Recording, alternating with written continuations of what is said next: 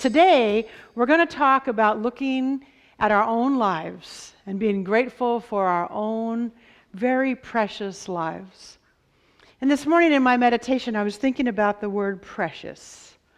Precious life. Every single one of us, when we came out of our mother's womb,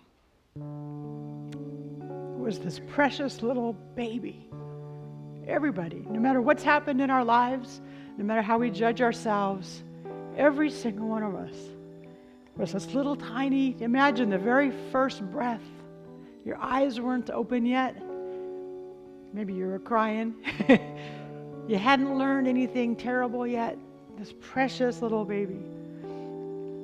I'm watching a couple who just recently had a baby, and I'm watching their joy over this little tiny human being.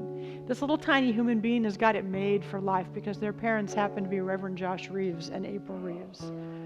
That little baby's got it made. But watching them and seeing on Facebook, they're sending out a bazillion pictures because that's what brand new parents do. And I'm looking at this little baby and I'm really tapping into that preciousness. Every single one of us started that way, and yet we forget, and life hardens us sometimes, or life makes us cynical or sad or whatever. All the things we feel as human beings. And that's all well and good, but it's also well and good to remember the preciousness of life, that we still are. The little baby is still in there, the 2-year-old is still in there, the 10-year-old is still in there, the 20-something is still in there, and I can keep going up to your age.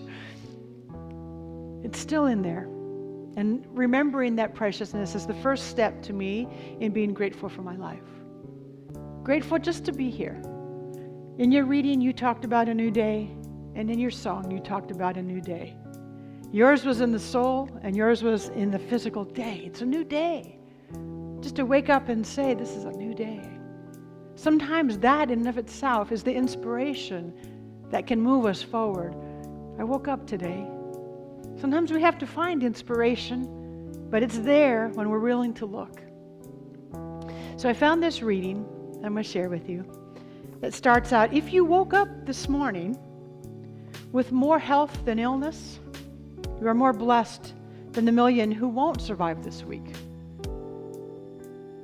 If you have never experienced the danger of battle, the loneliness of imprisonment, the agony of torture, or the pangs of starvation, you are ahead of 20 million people around the world. If you attend a church meeting without fear of harassment, arrest, torture, or death, you are more blessed than almost 3 billion people in the world. I want to put in parentheses right now, continue please to believe that. Continue please to believe this. We are free to attend a church meeting without fear of harassment, arrest, torture, or death. We are more blessed than 3 billion people in the world. If you have food in your refrigerator, clothes on your back, a roof over your head, and a place to sleep, you are richer than 75% of this world. Puts it in perspective because we're not just talking about America, we're talking about the whole planet. If you have money in the bank, in your wallet, and spare change in a dish someplace, you are among the top 8% of the world's wealthy. If you hold up your head with a smile on your face and are truly thankful, you are blessed. Because the majority can, but many don't. If you can hold someone's hand, hug them, or even touch them on the shoulder, you are blessed because you can offer a healing touch. If you can read this message, you are more blessed than over 2 billion people in the world that can't read at all. You are blessed in many, many ways that you may never even know. That to me is a perspective and it's an inspiration.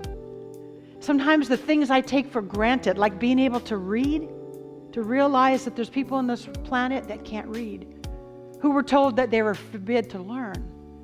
To realize that, yeah, I got clothes in my closet and clothes on my back. I got food in my refrigerator. I got spare change. I have no complaints whatsoever. Of course, sometimes I do complain about not having enough, but if we put it in perspective, We have shelter. Do you have food? Do you have a pillow to lay on?